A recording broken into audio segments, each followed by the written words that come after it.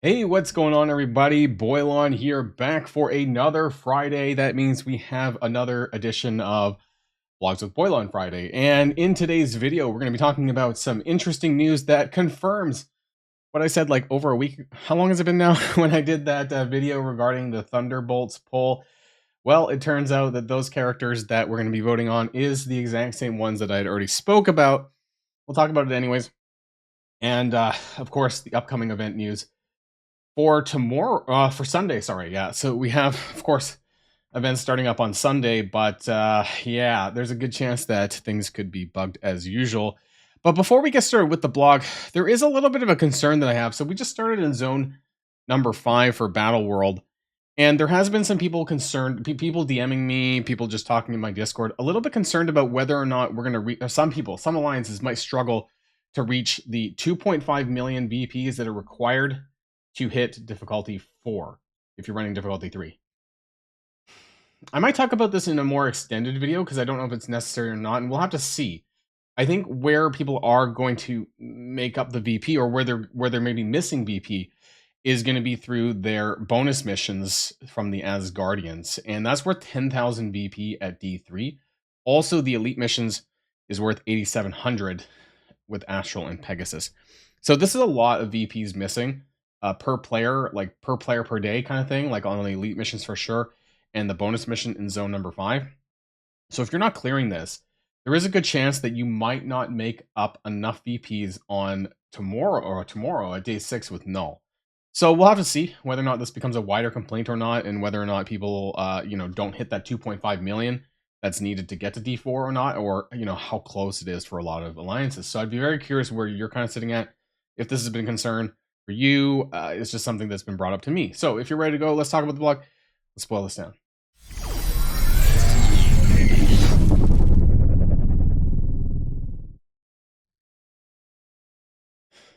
Okay, and of course we have the battle plan. So this is November, this is this coming week, right? So we have Lunar Rebirth. If you've been following along, I think I did a video earlier on in the week talking about this. So this is going to be campaign energy, Battleworld, and some blitzing. There's Stellar Conquest, of course, is turkey spending. Cosmic Battle is the Alliance Alliance Milestone, which is for Spec Ops and all that stuff. Captain Britain Battle Pass starts on Monday. We're getting an Iron Patriot Blitz, and the Shadow King Trials is on Friday, right? We spoke a bit already, a couple of videos here on the Shadow King Trials. If you haven't checked out my video on the nodes, it's going to be really important. I may have another one out on the weekend, maybe, if there's time to talk about the characters that I'm recommending, though I think I largely mentioned this in the nodes video, so I would go back and check that. I might do another one Sunday, Monday, that kind of thing. And then we have a Spider-Verse, I think, quick rumble. So let's move on to the next one. So the web poll, of course, this is talking about the Thunderbolts. We have Victoria Hand, right? And then we have the new characters that we're going to be voting on. And then we're going to be voting on the reworks after that, is what I understand. So we'll see what the rework. I think I'm more interested in the reworks, but we'll see. So this web poll is coming soon. It doesn't actually say when. And it's the top 2 characters. Again, mentioned this like 2 weeks ago, but here you go. This is their draft version of the art style of Hyperion, Songbird, and Lady Bullseye. Again, characters that I already mentioned a couple of weeks ago, but at least you can see the art style for them. So I feel like they've, I don't know if it's been a more recent thing, but I feel like they've been going towards this more, I want to say cartoony art style. I mean, I don't think this is exactly how it's going to look in game, but this kind of reminds me of Bucky Barnes. You guys, like when they did Invaders, like I don't know why, like I feel like they just kind of transitioned towards a more cartoon-ish art style rather than like a 3D realistic art style. I don't know if that's something that you guys have thought about, or if that's something that you guys have seen at all. That's just what it looks like to me. But hey, we'll see what happens in game. I am going to be voting for Hyperion and Songbird. Hyperion's and Eternals. We've already talked about that before. I mean, I hope that they do decide to give Hyperion the Eternals tag, because that's apparently, I don't know much about him, but apparently it's another, I'm going to say another Marvel Superman, because there seems to be a lot of these, like with Sentry and like all these other Eternals and stuff like that can like super strength, fly, and I don't know, energy project and all that kind of crap. So there we go. Lady Bullseye, after witnessing the infamous assassin Bullseye in action, a young woman took up his mantle and honed her deadly skills with the hand. Wouldn't it be funny if we all voted at Lady Bullseye and she got the hand tag because it's such a garbage, useless tag, becoming the feared assassin known as Lady Bullseye. Hyperion, as the last survivor of a destroyed alternate Earth, Marcus Milton grew up on our planet where he developed godlike powers under the sun's rays, become the hero Hyperion, and fighting to protect humanity. Now, it does not talk about him being in Eternals, but his backstory does include that. So I hope that they would give a nod, but maybe they don't want to in any shape or form be able to buff the Eternals, because while they're pretty stat crept now, I would say there's still some things I use. I use the Eternals in War still, so maybe having Hyperion standalone would give value there at all. But we don't even know what the Thunderbolts team are going to be for. We don't know what game mode they're going to be for yet, so the jury's out on that one. And then we have Songbird, once troubled youth with a criminal past. Melissa Gold was transformed by her sound manipulating powers, becoming Songbird, a hero. So they're really calling out heroes on this section, other than Lady Bullseye, who probably is not, who channels her powerful sonic abilities to fight for redemption and justice. I thought she was actually a villain. I didn't actually read her, the Thunderbolts a lot in the early days. But I did think that I thought that she started off as being a villain, but correct me in the comments down below. Maybe she's more of a hero now. Just like our previous polls, you can vote once per day, and you'll receive rewards, right? Cores and shit. They probably give cores and energy. The candy store is closing on November 18th. I people were asking me what I thought about Captain Britain, and wouldn't it be funny? I don't know if this is going to happen or not. If they actually, and there we go. I got Captain Britain on my main this morning when I opened up the candy store, and I have no candies left. Now, I'm not going to be buying any more candy. I'm done. If Captain Britain shows up, whatever, right? But it was better to get CB shards out of the candy store than it was through his shitty campaign that is ongoing right now, which refreshes 5 energy per hour. It's honestly a slap in the face, and Scopely is spitting in our mouths because it's just ridiculous. You're going to get way more shards, or you would have got more shards had you been paying attention to the candy store and refreshing a little bit to get more shards here for him. Like, I'm almost at 5-star, and then there is going to be that RTA pass on Monday, which I'm hoping might have a 4 red in there because I really don't want to spend all the DPCs on him. So we'll see whether or not that pass has any red stars for him. I honestly, there's only are they going to extend this store? I wonder, because the showcase for the Astral lasts for way longer than this. They also extended the candy store by 2 weeks. So I'm wondering if they're going to do something similar with the turkey store. The Doctor Strange passive thing doesn't show up until Monday, and then there's only 2 weeks to be able to collect it. Are we even going to be able to even do any of this stuff? So I wonder if they'll both extend the turkey store and then add some other stuff in. Maybe at the last moment, because people are so pissed off about the lack of CB shards elsewhere, in his showcase, which is total garbage.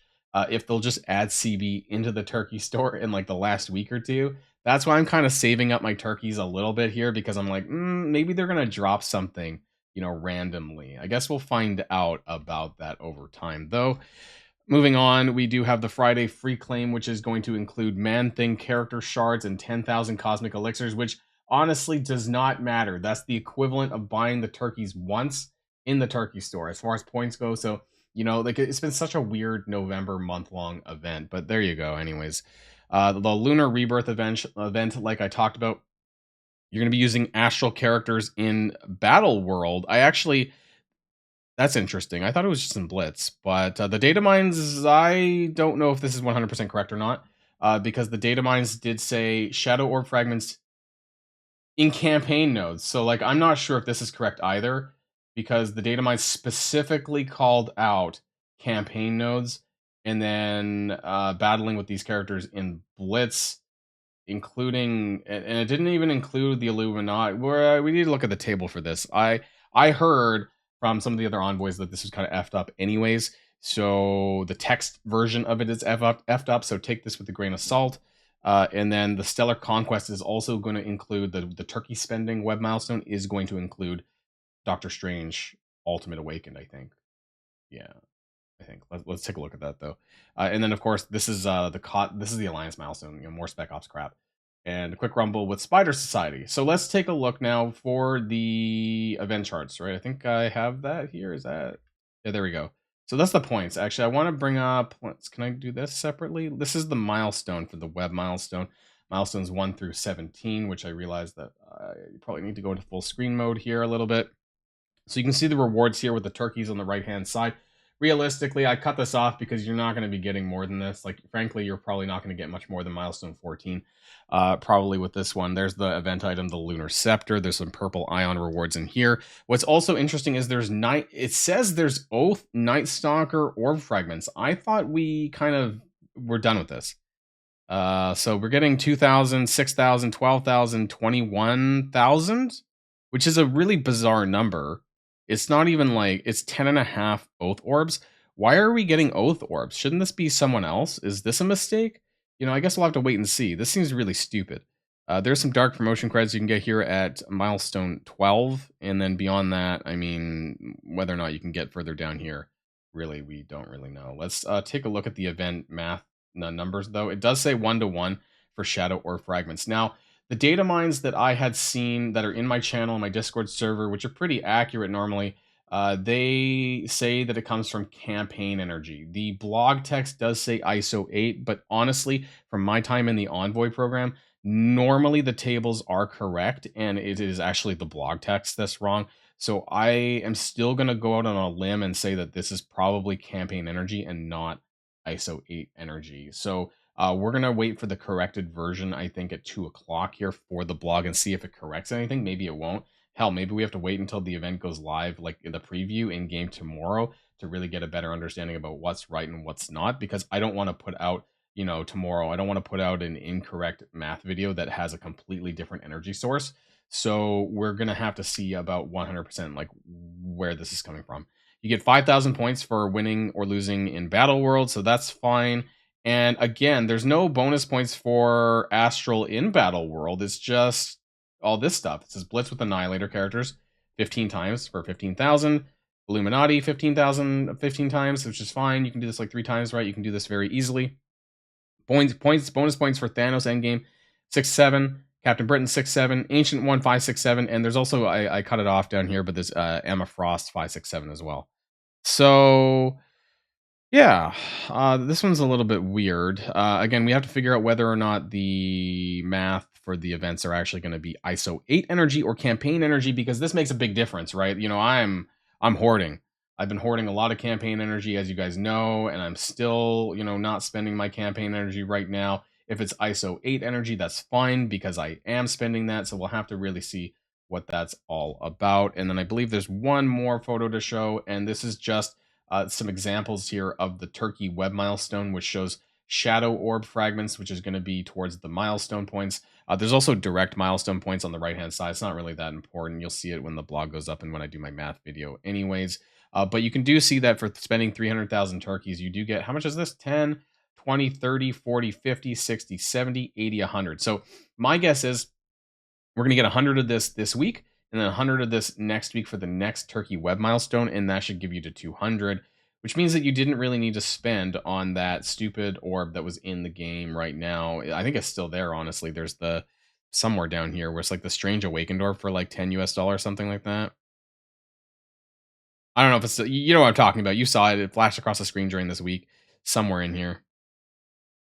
Doesn't matter.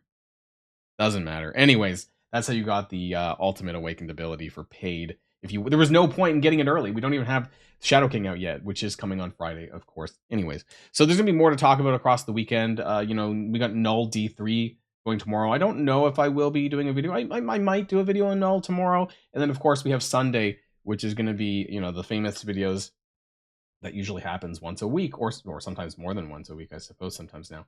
And then we have, I guess, leading up to the Shadow King next week. So there's going to be new videos on this channel every single day, normally, unless I have something better to do, which is rare.